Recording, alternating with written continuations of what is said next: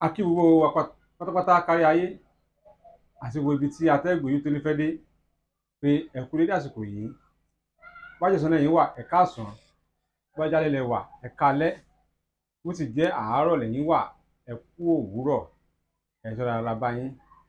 Lónìí a ti wà pẹ̀lú bàbá wa ìjíṣẹ́ Ọlọ́run alààyè Prophet Michael Olohumbe, olùdarí ìjọ God Liveth Ministry tó wà ní ìpínlẹ̀ Èkó ń bí.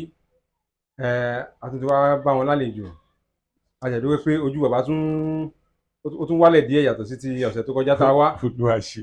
Olúwa àdúpẹ́ lọ́wọ́ Ọlọ́run. A tún gbé ọ̀rọ̀ tó máa ṣe yín láǹfààní, tó máa sì wọ́n láǹfààní a tún gbé yẹ̀wò, nítorí àwọn èèyàn náà lọ́run ti dá wòlíì Ọlọ́run ti wà níkàlẹ̀ báyìí láti máa bá wa gba àwọn èèyàn nímọ̀ràn, láti máa tó wa sọ́nà lórí ohun tó yẹ ká mọ̀ tí a fi ní já sí páńpẹ́ ayé. Ẹ ra sà. Ẹ ṣe gan-an, ojú tó lé kó ló akó wà pẹ̀lú yín. Mo kí gbogbo ẹni ojú Ọlọ́run, àánú Ọlọ́run kó wá yín rí. Ojú tẹ fi ń wò mí yẹn, ojú yẹn ò ní fọ́ o. And then gbogbo ibikíbi tán dé yìí mọ́, ibikíbi tí ọ̀tá dé yìí mọ́, ẹ̀mí mi máa ṣe, ọkàn yín dẹ̀ máa balẹ̀ ní orúkọ Jésù Kristi Olúwa wa. Àmín. Mo tún fàsìkò yìí dúpẹ́ lọ́wọ́ gbogbo ẹ̀yin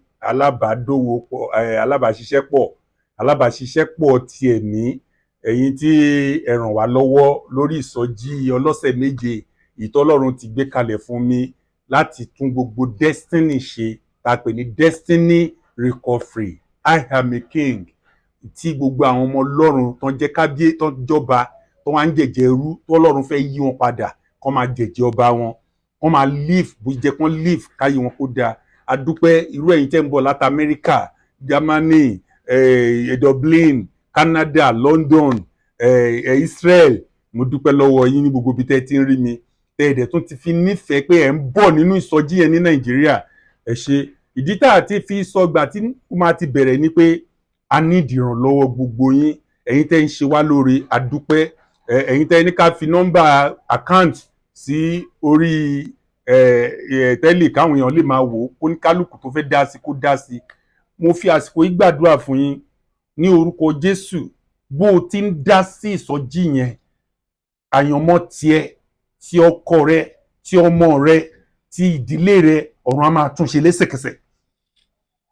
Ṣáàkàn pè mí kó dá sí, tó bá ti gbọ́ nọ́mbà àkáǹtì yẹn sìn, dá sí, jẹ́ kó jẹ́ nǹkan tó máa rí pé Ọlọ́run torí ẹ mo ṣe léyìí, kó dá sí. Tó o bá ṣe é, mo sọ fún ẹ, kó tó di pé mo máa bẹ̀rẹ̀ ìsọjí yẹn wá ti bẹ̀rẹ̀ sí rí ìyanu. Nígbà tá a bá máa ká tó parí ìsọjí yẹn, ọ̀run á ti dáhùn sí ọ̀rọ̀ ẹ̀, ọ̀run ayọ̀ á ṣí, ilé iṣẹ́ á lọ síwájú. Tó bá jẹ́ pé thousandaire ló wà nígbà tó dá sí, o ṣetán láti lọ sí millionaire. Tó bá jẹ́ pé millionaire ló jẹ́, kó tó dá sí ọ̀rọ̀ ìsọjí yìí, o ṣetán láti lọ sí billionaire. Ọ̀pọ̀lọpọ̀ owó ó pọ̀ tá a fẹ́ lò, radio station, television, tó rọ́lọ́ ní kí gbogbo orí mẹ́rẹ̀ ní Nàìjíríà gbọ́, even labroad kọ́ gbọ́ ìsọjí yẹn, káwọn èèyàn kan wá ṣe rere. Ìsọjí yẹn jẹ́ budget gbogbo ọmọ orílẹ̀-èdè Nàìjíríà. Ìwọ tó ń rí mi àbí ìwọ tó dá sí, Olúwa yóò ràn ẹ́ lọ́wọ́. Ẹ lè mú ìtí ń ṣe báírò yín kẹ́kọ́ sílẹ̀. Ẹ rí 331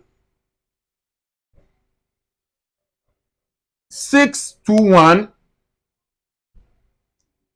6778 First Bank.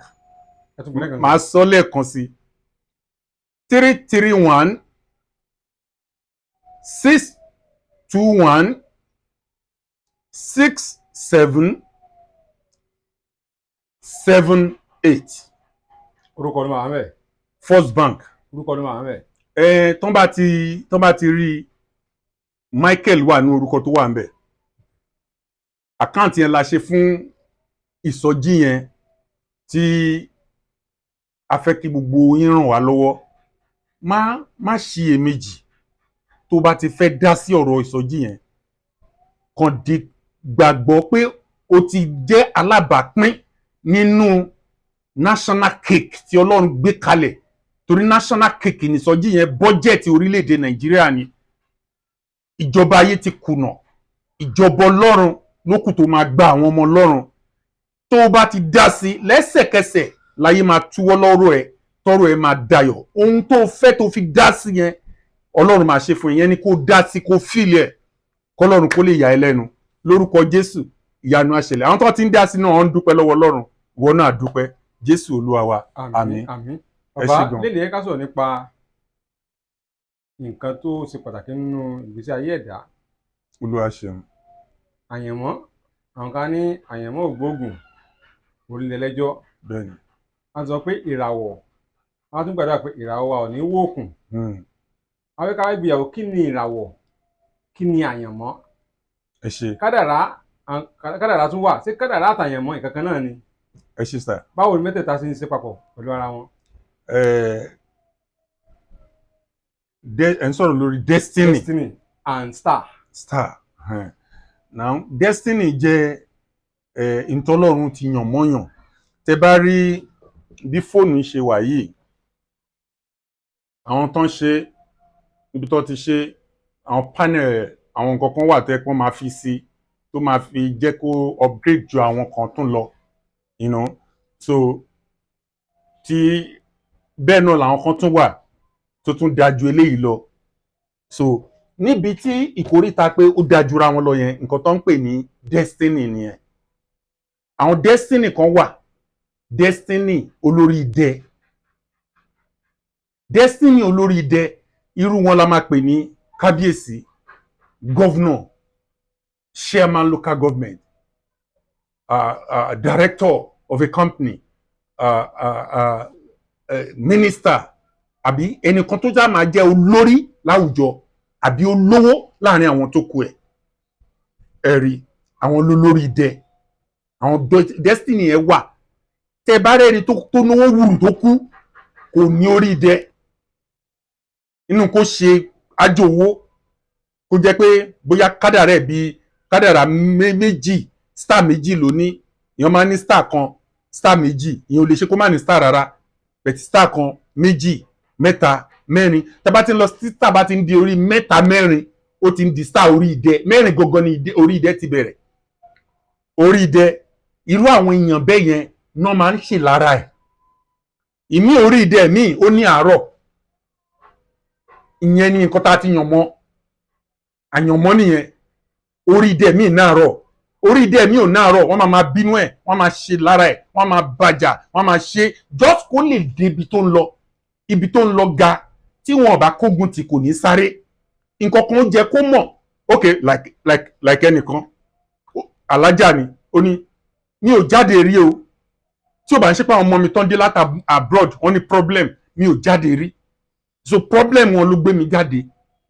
Kò yẹ, mo ti ń gbọ́rọ̀ yín tipẹ́ nínú ìwé àwọn magazine Yorùbá Tòótọ́, Alárìíyá Tòótọ́, nǹkan kan ọ̀pọ̀ bẹ́ẹ̀ yẹn. Ìwé mo ti ń gbọ́, bẹ́ẹ̀ tí mi ò jáde mi wá. Bẹ́ẹ̀ tí àwọn ọmọ mi ló gbé mi jáde. Mo ní okay, àwọn ọmọ yín tó gbé yín jáde yìí, kí l'Ọlọ́run sọ nígbà tẹ́ kọ́ débi? Ó ní àwọn ọmọ mi náà lẹ sọ fún mi. Mo ní ìyẹn kan. Èjì ni pé alájà, àsìkò ọlá yín ti tó. Ọlọ́run fẹ́ kẹ́ dààmú mọ́. Nǹkan kan ẹ fẹ́ tà, ó ní bẹ́ẹ̀ ni. Ẹ fẹ́ tà nǹkan kan, ó ní bẹ́ẹ̀ ni. Nǹkan tẹ́ ẹ fẹ́ tà yẹn ẹ ti wà lẹ́nu ẹ̀ tipẹ́, ó ní bẹ́ẹ̀ ni.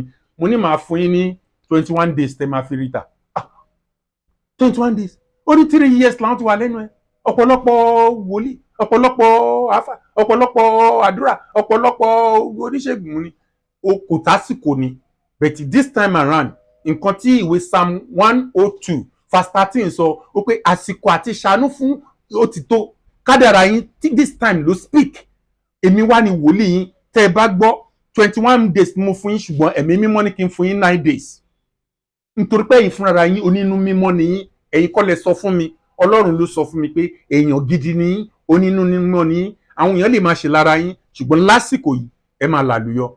Kí ni màmá yẹn máa gbọ́ báyìí nígbà tó mo fún 9 days ń gbòyà kó tó lọ, ó kàn sọ̀rọ̀ kankan tó fi pity mi. Ẹ̀mí Ọlọ́run sọ pé sọ fún kó fún 7 days.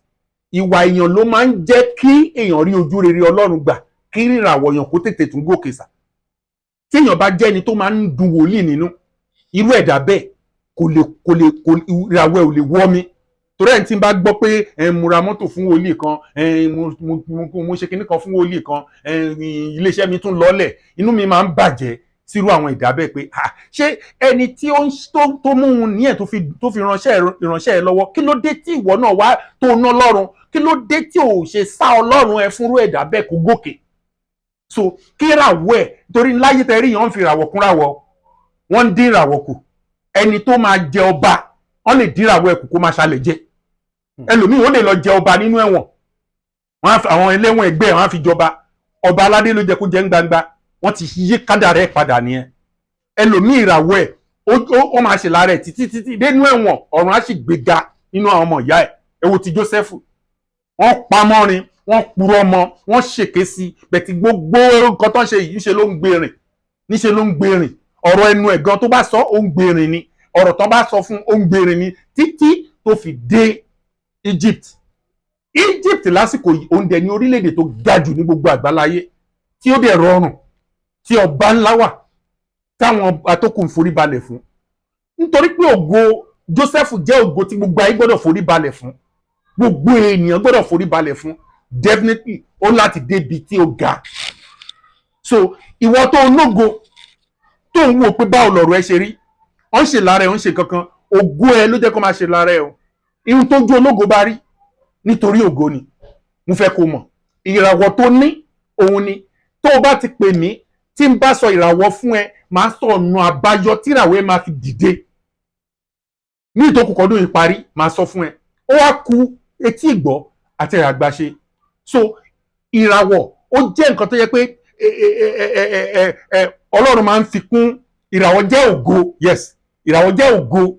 Now destiny, àyànmọ́, nǹkan tó ti kọ fún pé báyìí, nǹkan tó kọ fún èèyàn yẹn, tí èèyàn bá ní destiny omi, like destiny omi ń gbà mí, tó wá ní ìràwọ̀ mẹ́rin pẹ̀lú ẹ̀, bàbá òun ló máa jọba ń dìlé wọn, kò sí bọ́n ṣe fẹ́ ṣe.